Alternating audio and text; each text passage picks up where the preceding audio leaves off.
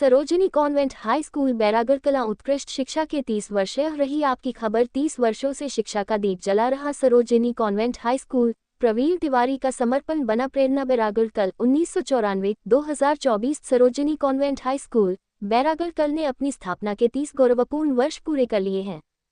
School की नींव वर्ष 1994 में प्रवीण तिवारी ने इस उद्देश्य से रखी थी कि क्षेत्र के विद्यार्थियों को गुणवत्तापूर्ण और सुलभ शिक्षा प्रदान की जा सके। प्रवीण तिवारी ने कहा, 3 दशक पहले जब हमने ये शुरुआत की थी तब शिक्षा की सुविधाएं सीमित थीं। हमने इसे एक मिशन माना और समाज से मिले विश्वास ने हमें आगे बढ़ने की ताकत दी। आज ये संस्था न केवल आधुनिक संसाधनों से सुसज्जित है, बल्कि छात्रों को शासन की सभी शैक्षणिक योजनाओं का लाभ भी यहाँ प्रदान किया जाता है। संस्था के सक्रिय सहयोगी मनोज तिवारी ने बताया कि स्कूल के सभी शिक्षक और स्टाफ सेवा भावना से प्रेरित होकर कार्य करते हैं। उनका यही समर्पण संस्था को एक अलग पहचान दिलाता है। 25 वर्षों से निरंतर नेतृत्व। प्रवीण तिवारी की 25 वर्षों से अधिक समय की सक्रिय भूमिका ने इस विद्यालय को एक आदर्श शिक्षण संस्था के रूप में स्थापित किया है। उनका समर्पण आज की युवा पीढ़ी के लिए प्रेरणा स्रोत बन चुका है। मैं प्रवीण तिवारी हूँ। Saroj memorial convent school Bairagarh कला में संचालित है।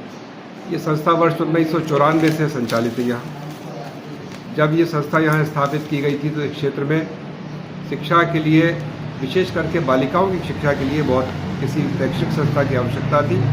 और हमने एक सर्वे किया और सर्वे में पाया कि यहाँ बच्चियाँ प्राइमरी स्कूल के बाद में विशेष करके पढ़ाई अपनी छोड़ देती थी। तो तब से हमने यह संस्थाएँ बनाई और 1994 से लगातार विशेष करके बालिकाओं की शिक्षा के लिए प्रयास किए।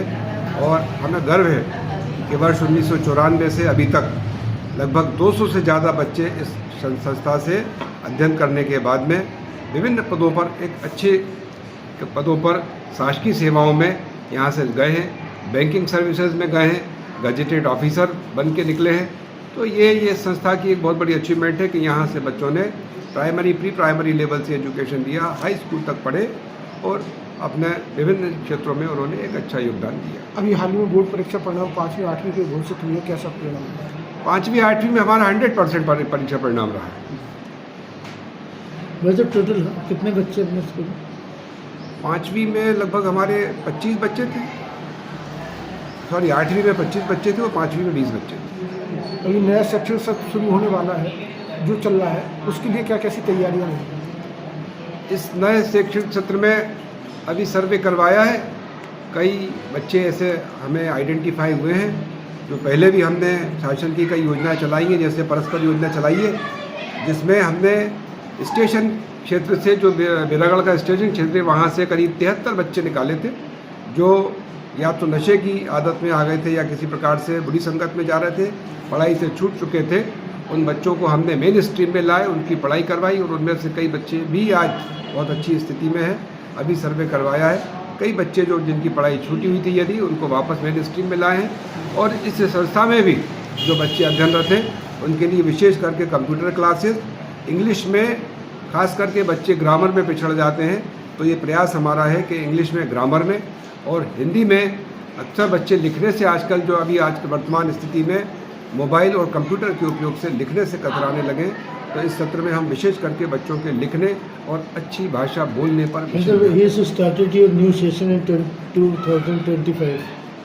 तो अभी कितने बच्चे स्टार्ट आ रहे हैं न्यू एडमिशन्स? न्यू एडमिशन्स तो अभी क्या है, एमपी बोर्ड में जुलाई से एडमिशन का चलन ज़्यादा है, तो अप्रैल में बहुत ज़्यादा इंटरेस्ट बच्चे लेते हैं, पेरेंट्स नहीं लेते हैं। कई जागरूक लोग होते हैं, उनमें से करीब हमारे पास में अच्छी संख्या में। आपके पास काफ़ी ग्रामीण क्षेत्र लगा है, मजदूर वर्ग के भी छात्र हैं, तो कभी किसी पैसों के अभाव में कोई बच्चा शिक्षा से वंचित ना रहना पड़े ऐसा? सबसे पहली तो यहाँ चीज़ ये है कि हमारी संस्था की फ़ीस बहुत कम है, जो किसी भी वर्ग के लिए अफोर्डेबल है।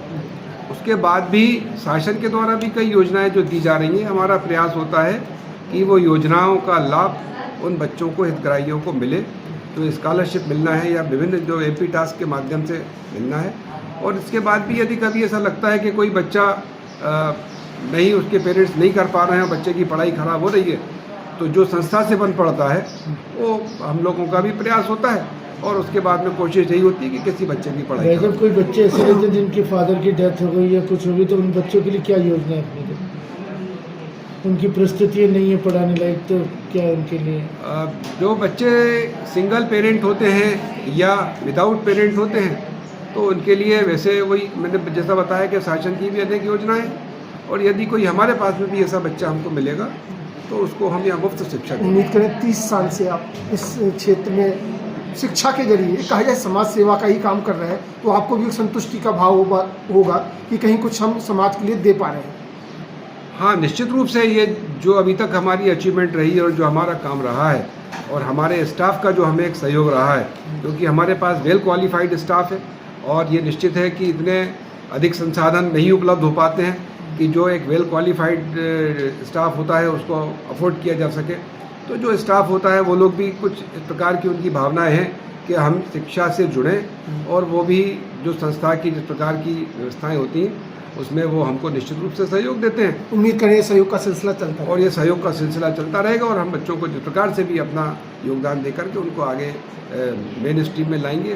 राष्ट्र के प्रति उनका जो जिम्मेदारियां हैं उनको पूरा करने में उनको सहभागी बनाएंगे। धन्यवाद। अरे कितना सुंदर